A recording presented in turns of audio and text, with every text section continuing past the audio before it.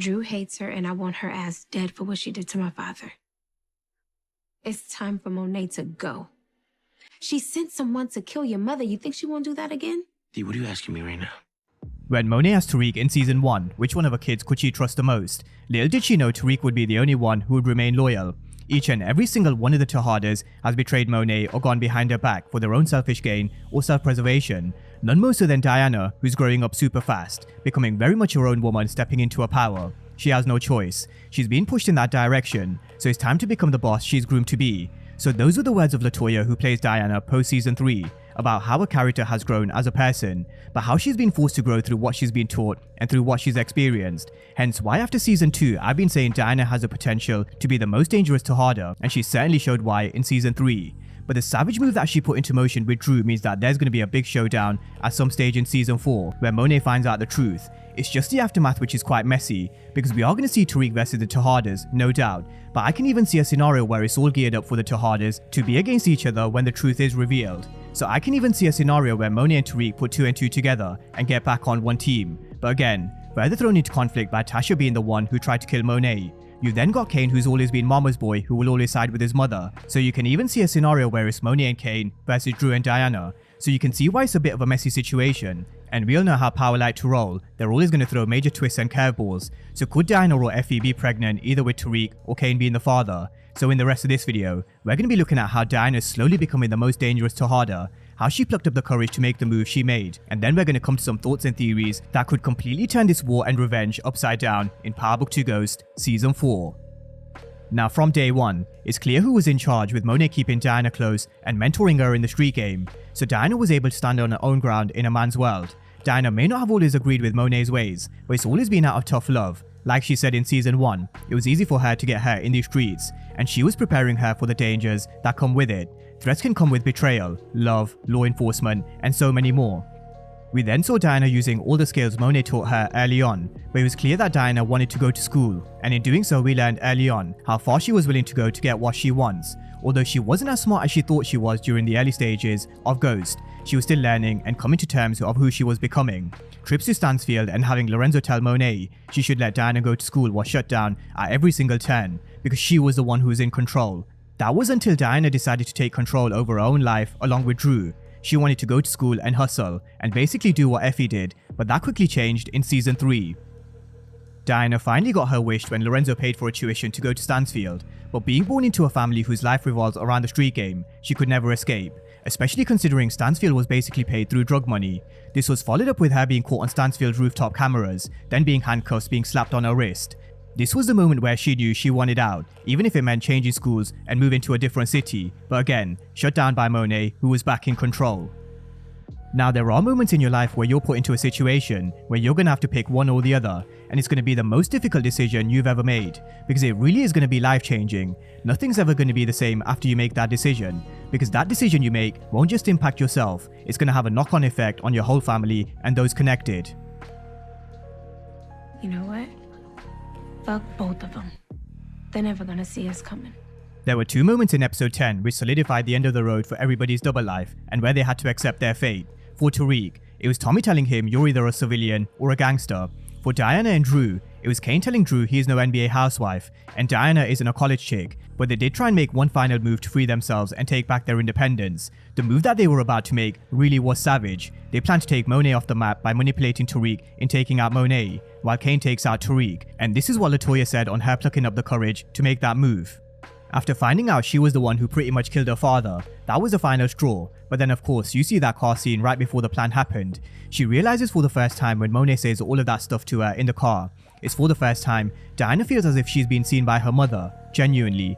There's been times where Monet has said sorry, but it's been kind of in like a passive-aggressive way to kind of get her to do something for the family. But this time, in this moment, it really felt genuine. It felt honest, and it felt like I can't do this. I don't want to do this anymore, and she changed her mind to go back into the house. But unfortunately, it was too late.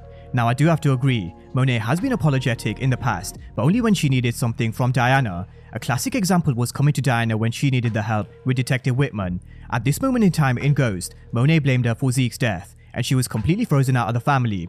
But Monet didn't apologize because she wanted to, it was only because she needed Diana's help. And with Diana, when it comes to channel the family business, it's family over everything. She's gonna do it full throttle, which to be fair to Diana, at this moment in time with Ghost, she did what she had to do for the Tejadas, even if she didn't agree or was treated badly. But she was done with Monet's lies, and the game-changing moment came with the reveal of her involvement in Lorenzo's death. I'm tough on y'all, especially you, because I love you. And I'm sorry. I don't know any other way to show it. Monet has a funny way of showing that she loves her kids, and there's no doubt, she treats her kids more like soldiers, but that's because she's had no choice. The street game was Lorenzo's choice, and so the decision was taken out of her hands. And I think Diana started to realize why Monet's always been so tough on her, but it was too late. What she put into motion by giving Kate Egan the letter disguised by her own mother, and by manipulating Tariq, is game-changing for the future of the Tejadas and their relationship with Tariq St. Patrick. One of the most intriguing aspects about Power Book 2 Ghost is, we know who Tariq is, who he's been mentored by, we know what he's been through, and what he's capable of, but the Tejadas don't. They've only heard about this or seen this in moments, but they don't know Tariq like we know Tariq, and at this moment in time, the Tejadas and Effie really are underestimating what Tariq is capable of, and that right there is where they've made the ultimate mistake. Tariq said he didn't want a war with the Tejadas because the most important thing for him was his family's safety. But if you're going to come at someone like Tariq St. Patrick, then you better make sure you finish him, because if you don't, he's going to have bullets waiting for all of the Tejadas. I got bullets for. Matter of fact, I got bullets for the whole Tejada family when I get out. I think Tariq better add Effie to the list as well. But foreshadow from season 2 was how Tariq said he had bullets for all the Tejadas, and the writers have actually done a great job at humanizing Tariq and not making him invincible. He's still young, he's learning, adapting, and he's also going to make mistakes along the way, which he definitely did in trusting Diana and Effie. Although on the flip side, we can also argue he should have learned his lesson, because both of them did betray him before, and leopards never change their spots. Something I wouldn't have thought of before was Tariq recording conversations, but considering he did so with Effie, would we be surprised if he did the same with Diana in this situation, where she said she wanted Monet taken off the chessboard? All he'd have to do is play the recording for Monet to show how Diana manipulated the situation to take her own mother out, and then they'll be able to put 2 and 2 together. Like Monet said to Tariq, she didn't know shit about leaking Tasha's location because she wanted to get to the bottom of Sax's lies about whether Tariq was working for the feds, which of course, we know isn't true, but Monet wanted to cover all bases. Both Tariq and Monet can also find out from the Ring doorbell that was positioned right outside Kate's house, but whether the writers use this, I'm not too sure. So regardless of how Monet finds out, whether it's from a recorded conversation, the Ring doorbell, and them just sitting down and putting 2 and 2 together, Monet will definitely find out it was Diana and Drew's master plan, and when she does, this is going to be one hell of a showdown. Each season we get an epic scene with the Tejadas, and this is going to be the next one in season 4. Something else we can't rule out is Kane putting 2 and 2 together, because he's someone who's shown he's a lot more calculated in season 3, and we all know he's mama's boy, so I wouldn't be surprised if he were to find out and tell Monet, and believe me, he's not going to be too happy with Drew and Diana. So even though season 4 is geared up for revenge and we're going to see Tariq versus the Tejadas, I also think it's all geared up for the Tejadas versus the Tejadas.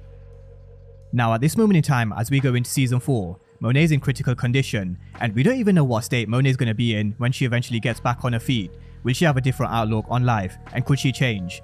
Let's link this to raising Kanan for a moment. We saw how being shot changed Detective Howard, and despite the shooter being his own son, Kanan Stark, Howard knew he was being manipulated by his mother Rock, and so he still wanted a relationship with Kanan. But we also saw how being shot changed Detective Howard, so it is going to be interesting to see where they pick up with Monet and what mindset she's in. Is she thinking about revenge? Is she thinking about mending relationships? Who knows? But I think with Drew telling Diana they're going to stick to their plan and say it was Tariq. When Monet comes out of surgery, she's going to be told it was Tariq who tried to kill her. But we all know secrets in the Power universe are there to be exposed. And I don't think Monet's stupid either. She'll soon figure out something doesn't add up, and when she does, there's going to be hell to pay. As each season passes by, there's one more empty chair around this dinner table, and I expect the same in season 4, and I wouldn't be surprised if it was Drew. We've already seen him go head to head with Kane a few times, where there's also been a bit of a role reversal with Kane.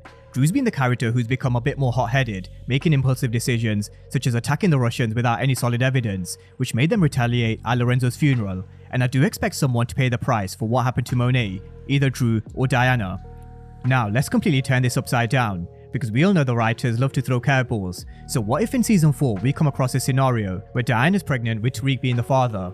There was a lot of sex in season 4, with Diana sleeping with Salim, Tariq sleeping with both Diana and Effie, and Kane also sleeping with Effie, so it is going to be interesting to see if they throw this into the mix, and maybe them being confused about who the father is. But if Diana really is pregnant with Tariq's baby, it really does complicate things in the midst of a war, because I highly doubt Diana would want Kane to kill the father of her child, just like we saw in Power. Ghost was moving on with Angela, but Tasha told Ghost, make sure he doesn't get killed, because they still have 2 further kids to raise after Raina's death. It would also put the street life into perspective for both Diana and Tariq. Would Tariq still want to chase this money and power that Noma has, knowing that he has further responsibilities? Just have a look at Tasha shaking her head, because she knows Ghost's idea in season 1 of leaving the game wasn't such a bad idea after all. It definitely is a conversation that needs to be had, because for Tariq to fully understand why Ghost did some of the things he did, and why he kept Tariq away from the street life, Tariq does need a family of his own. All Ghost ever wanted to do was get out the game and protect his family, and at some stage, Tariq will definitely have to do the same, and who knows, only then will he start to accept why Ghost made some of the decisions he made.